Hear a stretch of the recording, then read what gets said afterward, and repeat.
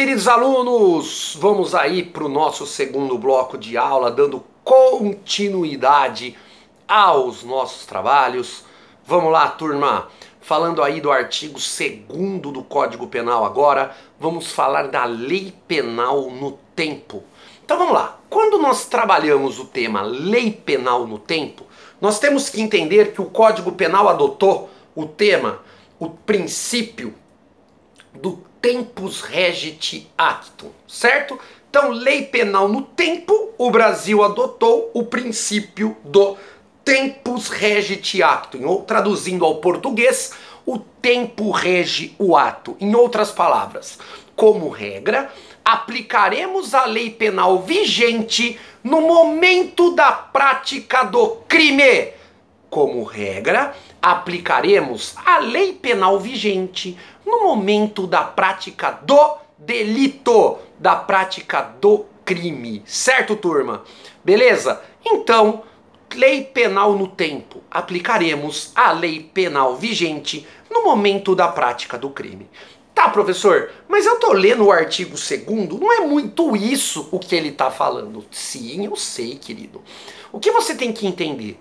Que o que tá no Código Penal e o que a prova da OAB vai te cobrar é o que nós chamamos de conflito de leis penais no tempo. É, conflito de leis penais no tempo. Professor, me ajuda, ajuda. O que a prova vai cobrar e pesado nas questões é aquela situação que, no dia que o réu praticou o crime, estava vigente a lei número A. Só que durante o processo entra em vigor a lei número B. E agora? E agora? Qual lei que eu vou aplicar? Eu vou aplicar a lei A? Eu vou aplicar a lei B? O juiz vai combinar as duas leis? A resposta é depende. Depende do que, professor? Depende se a nova lei é ou não favorável ao réu. Certo? Então vamos lá. Regra geral. Regra geral. Se a nova lei for melhor para o réu, ela retroage. Se a nova lei for pior para o réu, ela não retroage, porque nós vimos no final do bloco anterior que a norma penal, como regra, ela é irretroativa. Ela só se aplica para os fatos futuros, não retroage. Tá, professor, isso é fácil, tô dominando. Não, não tá dominando. Porque na segunda fase tem que saber escrever. Então tem que tomar cuidado com isso aqui, preste atenção, faça caderno, não menospreze essas aulas. Tá, mas Thiago, você tem material escrito, eu sei, mas quanto mais escrever, mais hábito de escrever corretamente o direito penal você vai ganhando ao longo do tempo. Certo, turma? Então vamos lá, ó. Existem 4 possibilidades de conflito de leis penais no tempo. Então a primeira possibilidade é o artigo 2º caput do Código Penal. É o que nós chamamos de abolitio criminis. Artigo 2º caput do Código Penal. É o que nós chamamos de abolitio criminis. O que é abolitio criminis, professor? Abolitio criminis é a nova lei que apaga o crime. É a nova lei que deixa de considerar o fato como criminoso. É a nova lei que deixa de considerar o fato como criminoso. Professor, a abolitio criminis é uma nova lei boa ou ruim para o réu? Ela é ótima. E se ela é boa, se ela é ótima para o réu, ela retroage? Sim, ela retroage e atinge todos, é isso mesmo, todos os fatos passados, inclusive aqueles que já transitaram em julgado. A abolitio criminis apaga todos os efeitos penais de uma condenação.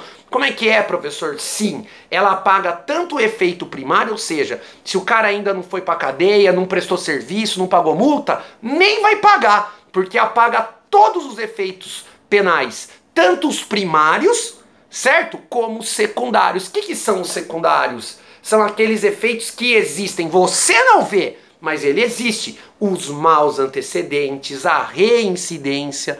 Então, mesmo que eu tenha sido condenado, mesmo que eu tenha pagado a pena, mesmo que já tenha transitado em julgado, entrou em vigor uma nova lei que apaga o crime, ela retroage e vai me atingir? Vai. Por quê? Porque eu voltarei a ser réu primário de bons antecedentes. Se a única condenação da minha vida fosse essa, que foi apagada pela abolício crimes. Lembrem, turma, que isso nunca caiu, mas isso pode cair na segunda fase. A abolício crimes, ela só não apaga um único efeito. A abolício crimes só não apaga um único efeito. Qual é esse efeito, doutores? É o efeito civil da condenação. A abolício crime só não apaga o efeito civil da condenação, galera.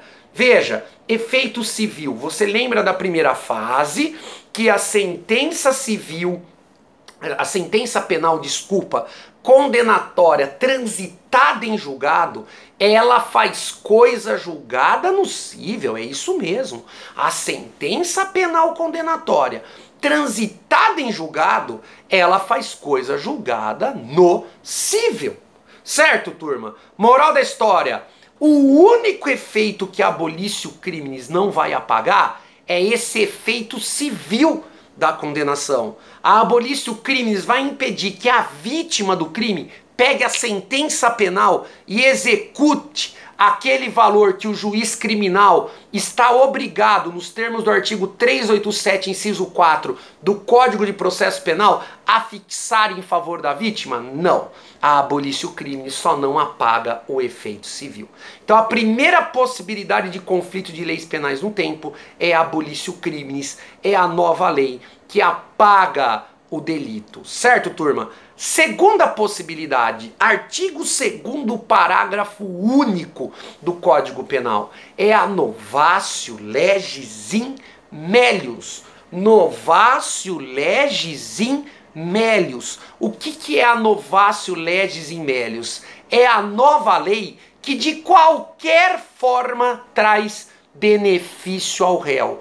Novatio legis in melius é a nova lei que de qualquer forma traz benefício para o réu.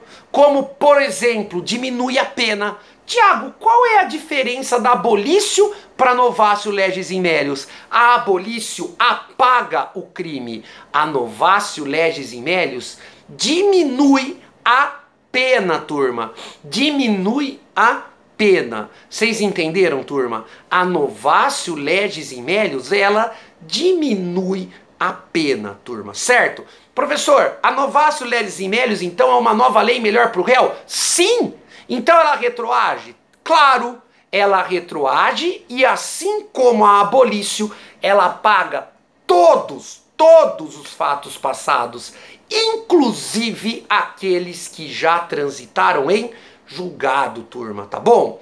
Veja, não acho que está errado não confunda a súmula, o material não está errado. Leia a súmula que eu estou falando, certo? A prova da OAB pode perguntar, e pergunta pesado, qual é o juiz competente para aplicar essa nova lei que é melhor para o réu? Tanto, ou seja, qual é o juiz competente para aplicar a abolício crimes ou a novatio legis in melius? A resposta é depende. Depende da fase do processo. Então observa só, se o processo ainda está em fase policial, na fase de inquérito, ou em primeira instância, quem que é o juiz que vai aplicar essa nova lei que é melhor para o réu? O próprio juiz de primeira instância. Se o processo está no tribunal, quem vai aplicar essa nova lei? É o próprio tribunal. Mas, Tiago, e se o processo já transitou em julgado? Se já transitou em julgado, súmula 611 do STF. Não sou eu que estou falando, lê a súmula antes de me mandar e-mail. Pelo amor de Deus, leia! Súmula 611 do STF. Após o trânsito em julgado da sentença penal condenatória, após o trânsito em julgado da sentença penal condenatória, quem vai aplicar essa nova lei? É o juiz da execução criminal. Então, depois do trânsito em julgado da sentença penal condenatória, quem vai aplicar essa lei é o juiz da execução criminal. Tá bom, doutores? Muito bem, mas existem ainda mais duas possibilidades de conflito. Agora de conflitos, que a nova lei será pior para o réu. Agora de conflitos, que a nova lei será pior para o réu, turma. Então vamos lá. Novatio legis incriminadora. Novatio legis incriminadora, senhores, é a nova lei que cria o crime. Como assim, professor? Sim, ó, a conduta hoje é lícita. Amanhã amanhece o dia e por força de lei, lei emanada da União através do Poder Legislativo, aquela conduta se tornou ilícita, proibida, criminosa. Novatio legis incriminadora. Professor, se essa nova lei é pior para o réu, ela retroage? Não, galera. Ela vai esbarrar, você já entendeu, no princípio da legalidade, mais precisamente no princípio da anterioridade da lei penal. Porque, como regra, vimos no bloco anterior, a lei penal é irretroativa por força do princípio da anterioridade, que está dentro do artigo 1º, que está dentro do princípio da legalidade.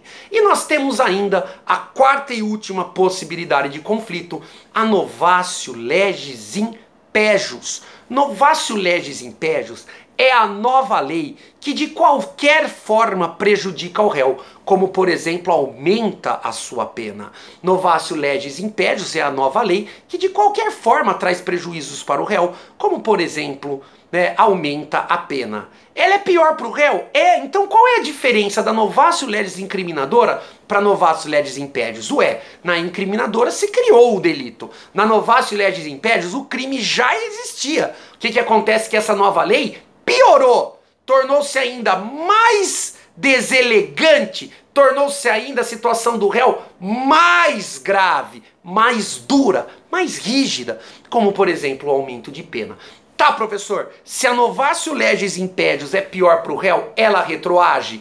Não, porque a novatio legis impejus também esbarra no artigo 1º do Código Penal, ela também esbarra no princípio da anterioridade da lei penal, porque como regra, você viu ali no artigo 1º da legalidade, da anterioridade, que a norma penal como regra é irretroativa.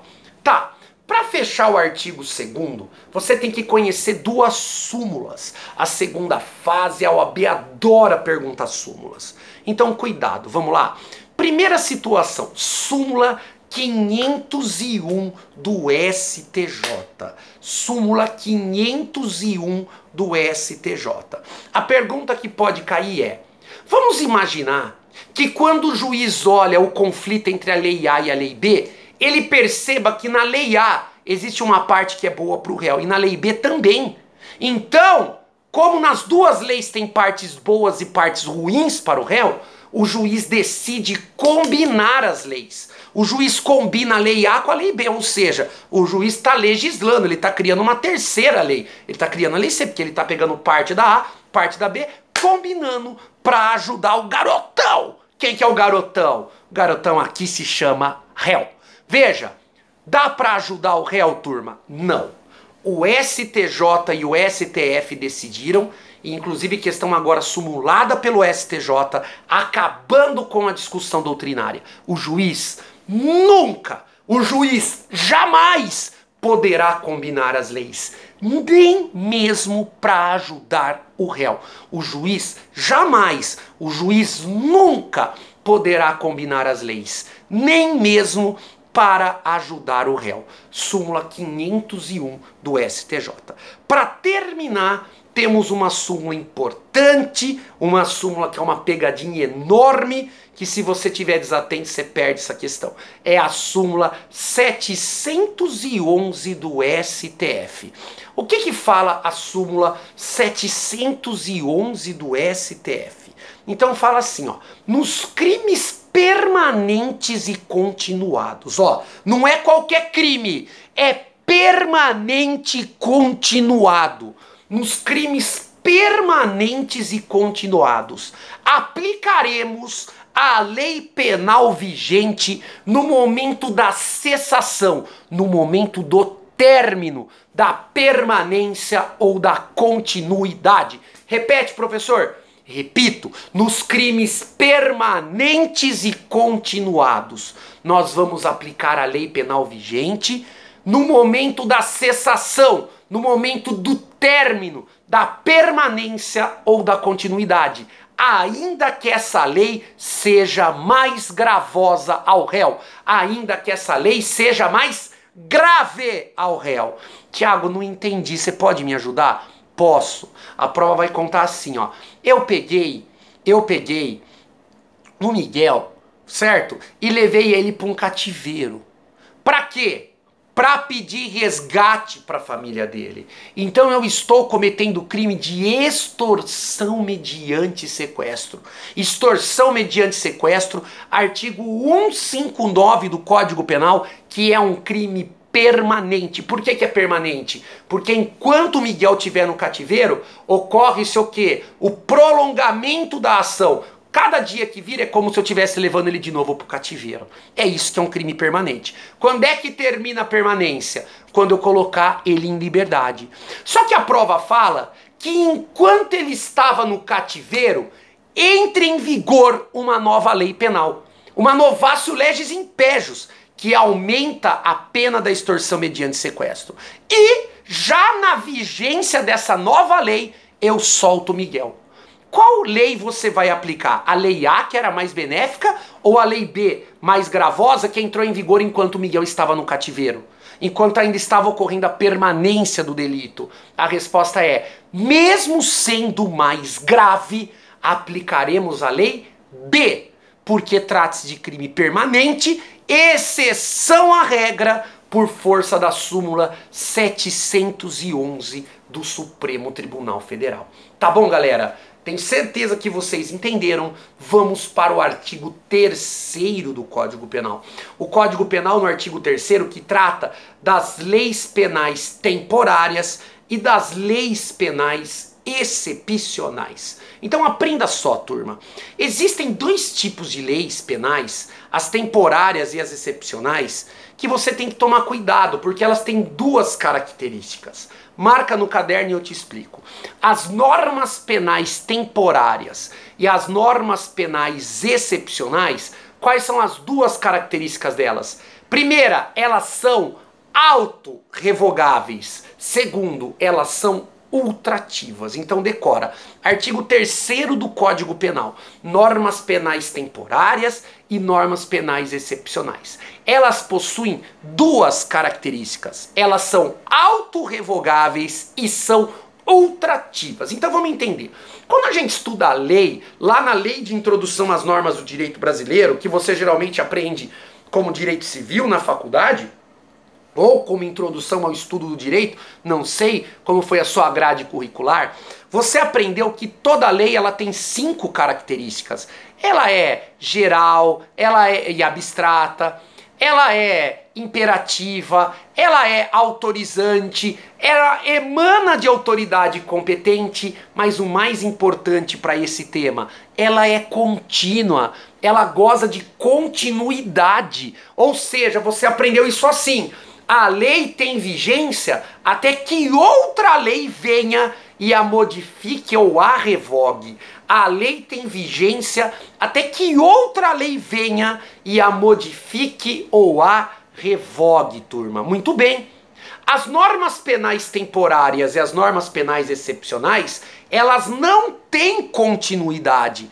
Elas não gozam de continuidade. Elas são autorrevogáveis. Por quê, turma? Vamos entender. Norma penal temporária é aquela que tem dia certo para começar e para terminar. Como foi a Lei Geral da Cópia, aquela norma que fala assim, ó, essa lei vai ter vigência do dia 1º de junho de 2017 até 30 de dezembro de 2017, 31 de dezembro de 2017. O que significa, ó, ela já nasceu com o dia certo da sua morte. Quando chegar no dia 31 de dezembro de 2017, precisa de nova lei para revogar? Não. Ela se auto revoga, ela morre sozinha. Por isso ela é temporária, porque ela já nasce com o dia certo da morte. Ela se auto-revoga. A lei excepcional é uma lei de guerra. Como assim? É uma lei marcial, por exemplo. É aquela lei que é criada para ter vigência apenas naquele período excepcional. Acabou a guerra, a lei marcial vai continuar? Não! Porque com o final da guerra aquela lei perde a razão de existir. Por isso que ela é excepcional. Ela só é criada para ter vigência durante esse período. Então ela precisa de lei para revogá-la? Não. Tanto a temporária como a excepcional, elas têm a primeira característica, elas são auto-revogáveis. Elas morrem sozinhas. A segunda característica, elas são ultrativas. O professor Capês nos ensina na sua obra que ela significa o quê? O que significa essa ultratividade? Escreva, efeito carrapato. Como assim, professor, efeito carrapato? A norma penal temporária e norma penal excepcional gruda no crime e não larga mais. Ou seja, se você cometeu um crime durante a vigência da norma penal temporária ou da norma penal excepcional, mesmo que essa lei no dia do seu julgamento já não esteja mais vigente, você será condenado por ela? Sim, porque morreu a lei, mesmo que ocorra a morte da lei, mesmo que o fato não seja mais crime, você vai responder por essa lei. Por quê, turma? Porque ela é ultrativa, efeito carrapato, ó, gruda e não larga mais. Cuidado que recentemente isso caiu na primeira fase, a OAB tá louquinha para jogar uma questão dessa na segunda dissertativa. Toma cuidado, muito fácil a segunda fase, muito tranquilo, porque você tem aí a nossa Bíblia em mãos, você tem o Código Penal em mãos, só tem que ter humildade. Vamos lá, galera, só não passa quem não estuda, quem desiste. Vamos com tudo, vai, força! Me assiste, vamos que vamos, turma. Próximo artigo, artigo 4º do Código Penal. O artigo 4º do Código Penal, ele trata do tempo do crime. Qual é o tempo do crime, professor? Artigo 4º. O Brasil adotou a teoria da atividade. Qual teoria, Tiago? Teoria da atividade.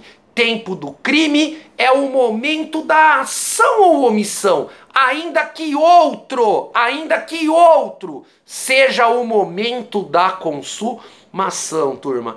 Tempo do crime é o momento da ação ou omissão, ainda que outro seja o momento da sua consumação, turma. Professor, eu não entendi. Ué, entende então. Tempo do crime é o momento da ação ou omissão. Veja, mesmo que o resultado, mesmo que a consumação ocorra em data posterior, qual é a data do crime? O momento da ação ou omissão. Por isso, teoria da atividade. Então, essa questão aqui, como ela geralmente é cobrada, ó, Carlinhos tem 17 anos, 11 meses e 30 dias. Ele quer me matar.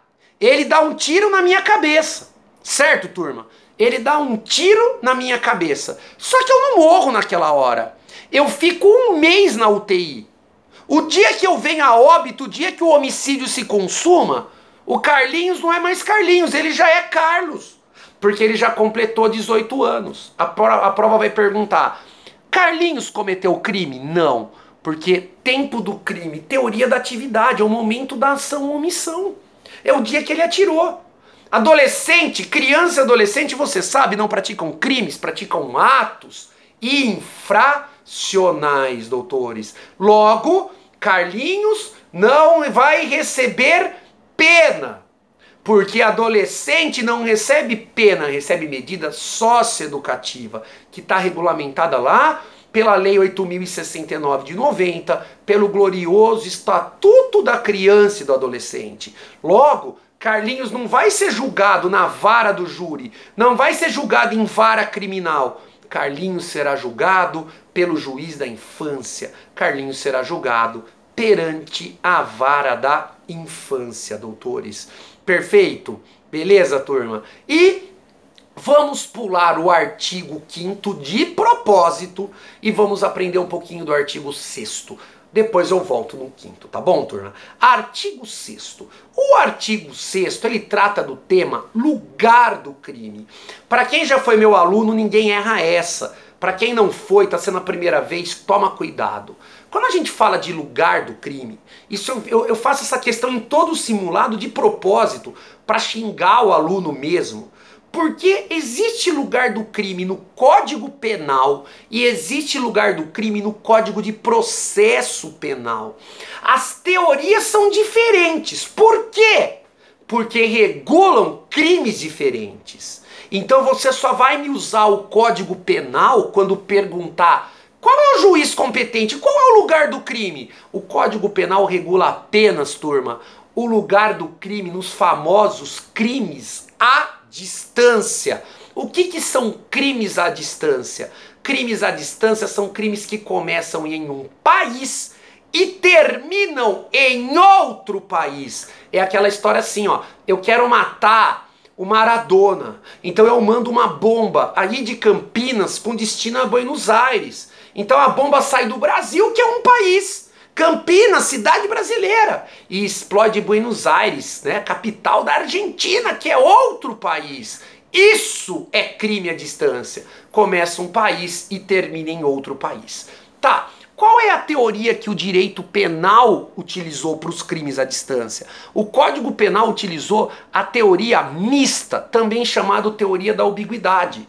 O Brasil quer sempre ter competência para julgar crimes que começam no seu território e terminam em outro território, ou que começam em território estrangeiro e produzem resultado aqui.